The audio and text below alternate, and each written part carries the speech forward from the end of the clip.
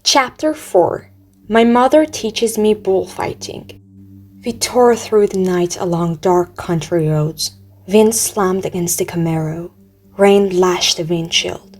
I didn't know how my mom could see anything, but she kept her foot on the gas. Every time there was a flash of lightning, I looked at Grover sitting next to me in the back seat and I wondered if I'd gone insane, or if he was wearing some kind of shag carpet pants. But no, the smell was one I remembered from kindergarten field trips to the petting zoo. Lanolin, like from wool.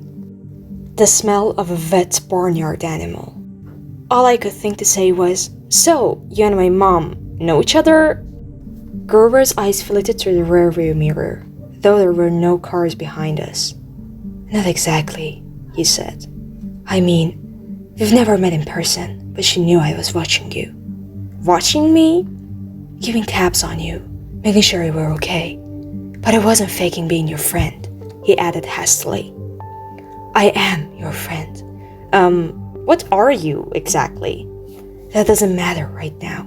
"It doesn't matter? From the waist down? My best friend is a donkey." Grover let out a sharp, throaty, blah ha ha. I'd heard him make that sound before, but I'd always assumed it was a nervous laugh. Now I realized it was more of an irritated bleat. "Goat!" he cried. "What?" "I am a goat from the waist down." "You just said it didn't matter." Blah ha ha. "There are satyrs who would trample you under hoof for such an insult." "Whoa, wait. Satyrs? You mean like Mr. Bruner's myths?" "Were those old ladies at the fruit stand a myth, Percy? Was Mrs. Dodds a myth?" "So you admit there was a Mrs. Dodds?" "Of course. Then why?" "The less you knew, the fewer monsters you'd attract," Grover said, like that should be perfectly obvious. "We put mist over the human's eyes. We hoped you'd think the kindly one was a hallucination. But it was no good. You started to realize who you are." Wait a minute, what do you mean?" The weird bellowing nose rose up again somewhere behind us, closer than before. Whatever was chasing us was still on our trail. "Percy," my mom said, "there's too much to explain and not enough time. We have to get you to safety." "Safety? From what? Who's after me?" "Oh, nobody much," Grover said, obviously still miffed about the donkey comment. "Just the Lord of the Dead and a few of his bloodthirstiest minions." "Grover!" "Sorry, Mrs. Jackson. Could you drive faster, please?" I tried to wrap my mind around what was happening, but I couldn't do it. I knew this wasn't a dream. I had no imagination. I could never dream up something this weird. My mom made a hard left. We swerved onto a narrower road, racing past darkened farmhouses and wooded hills and pick-your-own-strawberry signs on white picket fences. "Where are we going?" I asked. "The summer camp I told you about." My mother's voice was tight. She was trying for my sake not to be scared. "The place your father wanted to send you. The place you didn't want me to go." "Please, dear," my mother begged. "This is hard enough. Try to understand. You're in danger. Because some old ladies cut yarn." "Those weren't old ladies," Grover said. "Those were the fates." "Do you know what it means? The fact they appeared in front of you? They only do that when you're about to. When someone's about to die." "Whoa, you said you." "No, I didn't. I said someone." "You meant you, as in me." "I meant you, like someone, not you. "Boys," my mom said. She pulled the wheel hard to the right, and I got a glimpse of a figure she'd swerved to avoid, a dark flowering shape now lost behind us in the storm. "What was that?" I asked. "We're almost there," my mother said, ignoring my question. "Another mile, please, please, please." I didn't know where there was, but I found myself leaning forward in the car, anticipating, wanting us to arrive. Outside, nothing but rain and darkness. The kind of empty countryside you get way out on the tip of Long Island. I thought about Mrs. Dodds and the moment when she changed into the thing with pointed teeth and leathery wings. My limbs went numb for delayed shock. She really hadn't been human. She'd meant to kill me. Then I thought about Mr. Brunner and the sword he had thrown me. Before I could ask Grover about that, the hair rose on the back of my neck. There was a blinding flash, a jaw-rattling boom, and our car exploded. I remember feeling weightless, like I was being crushed, fried, and hosed down all at the same time. I peeled my forehead off the back of the driver's seat and said, "Oh, Percy!" my mom shouted. "I'm okay." I tried to shake off the daze. I wasn't dead. The car hadn't really exploded. We'd swerved into a ditch. Our driver's side doors were wedged in the mud. The roof had cracked open like an eggshell and rain was pouring in. Lightning. That was the only explanation. We'd been blasted right off the road. Next to me in the backseat was a big motionless lump. "Grover!" He was slumped over, blood trickling from the side of his mouth. I shook his very hip, thinking, "No, even if you're half barnyard animal, you're my best friend, and I don't want you to die." Then he groaned, "Food," and I knew there was hope. "Percy," my mom said, "we have to," her voice faltered. I looked back. In a flash of lightning, through the mud-spattered rear windshield, I saw a figure lumbering toward us on the shoulder of the road. The sight of it made my skin crawl. It was a dark silhouette of a huge guy, like a football player. He seemed to be holding a blanket over his head. His top half was bulky and fuzzy.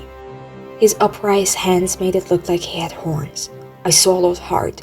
"Who is—" "Percy," my mom said, deadly serious. "Get out of the car." My mother threw herself against the driver's side door. It was jammed shut in the mud. I tried mine, stuck too. I looked up desperately at the hole in the roof. It might have been an exit, but the edges were sizzling and smoking. "Climb out the passenger side," my mother told me.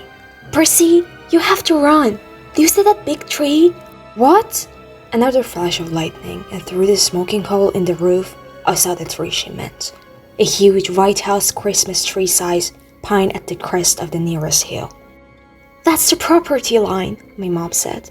"Get over that hill and you'll see a big farmhouse down in the valley. Run and don't look back.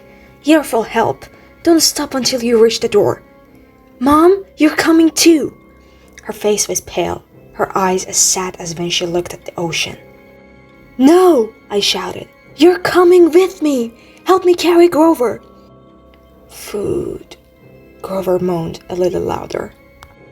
The man with the blanket on his head kept coming toward us, making his grunting, snorting noises. As he got closer, I realized he couldn't be holding the blanket over his head because his hands, huge, meaty hands, were swinging at his sides. There was no blanket, meaning the bulky, fuzzy mass that was too big to be his head was his head, and the points that looked like horns. "He doesn't want us," my mother told me. "He wants you. Besides, I can't cross the property line." "But we don't have time, Percy. Go, please." I got mad, then mad at my mother, at Grover the goat, at the thing with horns that was lumbering toward us slowly and deliberately like a bull. I climbed across Grover and pushed the door open into the rain. "We are going together. Come on, Mom." "I told you, Mom, I am not leaving you. Help me with Grover." I didn't wait for her answer. I scrambled outside, dragging Grover from the car. He was surprisingly light, but I couldn't have carried him very far if my mom hadn't come to my aid. Together, we draped Grover's arms over our shoulders and started stumbling uphill through wet, waist-high grass. Glancing back, I got my first clear look at the monster. He was 7 feet tall easy, his arms and legs like something from the cover of Muscle Man magazine. Bulging biceps and triceps and a bunch of other ceps, all stuffed like baseball under vein-webbed skin. He wore no clothes, except underwear. I mean bright white fruit of the looms, which would have looked funny. Except that the top half of his body was so scary. Coarse brown hair started at about his belly button and got thicker as it reached his shoulders. His neck was a mass of muscle and fur leading up to his enormous head, which had a snout as long as my arm, snooty nostrils with a gleaming brass ring, cruel black eyes, and horns, enormous black and white horns with points you just couldn't get from an electric sharpener. I recognized the monster all right.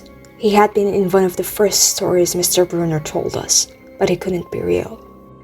I blinked the rain out of my eyes. That's Pasiphae's son, my mother said. I wish I'd known how badly they want to kill you. But he's the man. Don't say his name, she warned. Names have power.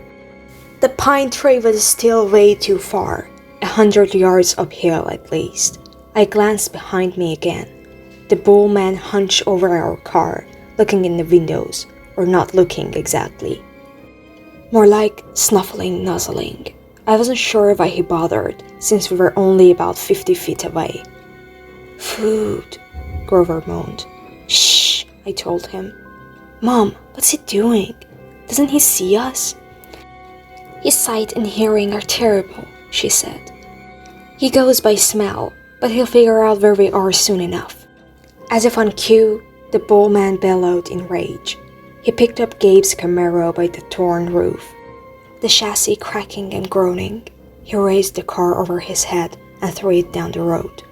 It slammed into the wet asphalt and sticked in a shower of sparks for about half a mile before coming to a stop.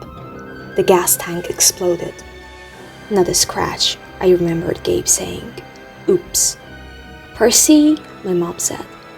When he sees us, he'll charge. Wait until the last second, then jump out of the way, directly sideways. He can't change directions very well once he's charging. Do you understand? How do you know all this? I've been worried about an attack for a long time. I should have expected this. I was selfish keeping you near me. Keeping me near you, but... Another bellow of rage, and the bullman started trampling uphill. He'd smelled us. The pine tree was only a few more yards, but the hill was getting stepper and slicker, and Grover wasn't getting any lighter. The bullman closed in. Another few seconds, and he'd be on top of us. My mother must have been exhausted, but she shouldered Grover. Go, Percy, separate.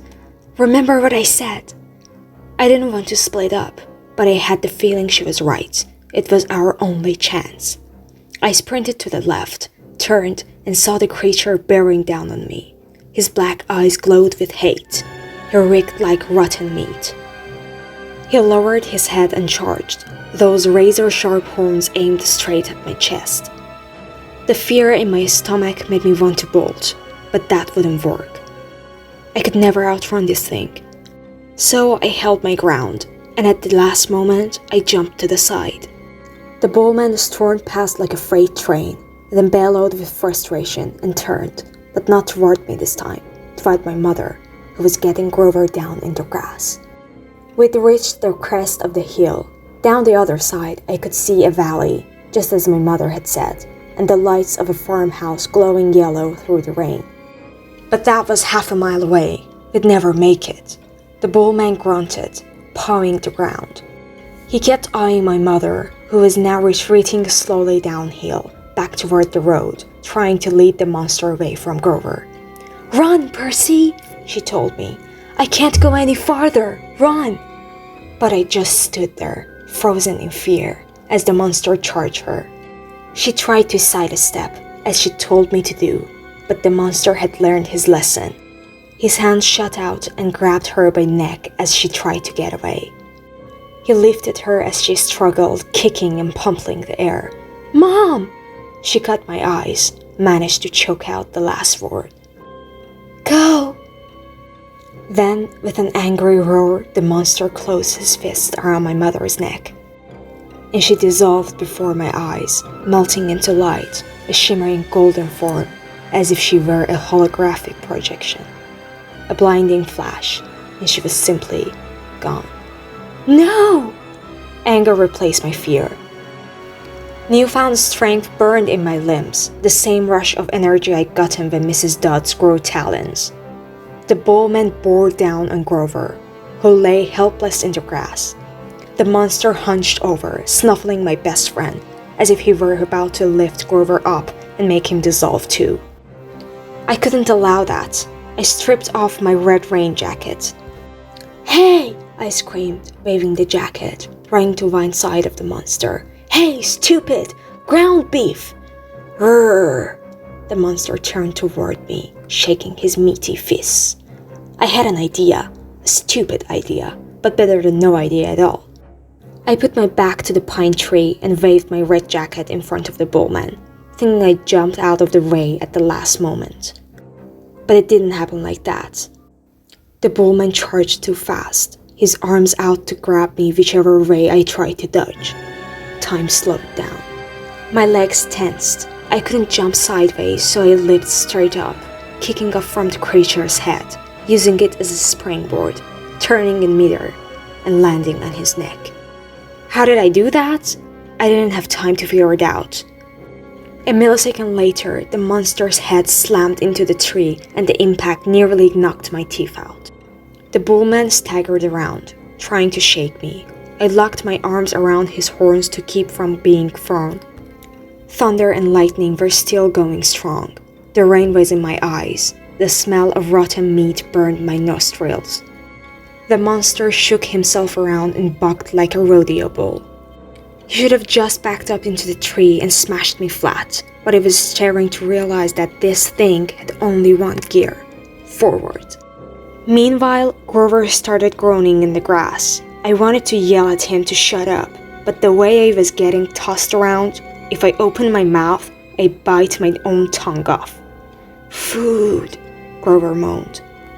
The bullman wheeled toward him, pawed the ground again, and got ready to charge. I thought about how he had squeezed the life out of my mother, made her disappear in a flash of light. Rage filled me like high-octane fuel. I got my both hands around one horn and I pulled backward with all my might. The monster tensed, gave a surprised grunt, then snap. The bullman screamed and flung me through the air. I landed flat on my back in the grass. My head smacked against a rock. When I sat up, my vision was blurry, but I had a horn in my hands, a ragged bone weapon the size of a knife. The monster charged. Without thinking, I rolled to one side and came up kneeling. As the monster barreled past, I drove the broken horn straight into his side, right up under his furry ribcage. The bullman roared in agony. He flailed, clawing at his chest, then began to disintegrate, not like my mother in a flash of golden light, but like crumbling sand, blown away in chunks by the wind, the same way Mrs. Dodds had burst apart. The monster was gone. The rain had stopped. The storm still rumbled, but only the distance. I smelled like livestock, and my knees were shaking. My head felt like it was splitting open. I was weak and scared and trembling with grief. I'd just seen my mother vanish. I wanted to lie down and cry, but there was Grover, needing my help, so I managed to haul him up and stagger down into the valley, toward the lights of the farmhouse. I was crying, calling for my mother, but I held on to Grover. I wasn't going to let him go. The last thing I remember is collapsing on a wooden porch, looking up at a ceiling fan circling above me, moths flying around the yellow light, and the stern face of a familiar-looking bearded man, and a pretty girl, her blonde hair curled like a princess's. They both looked down at me, and the girl said, "He's the one, he must be." "Silence, Annabeth," the man said. "He's still conscious. Bring him inside."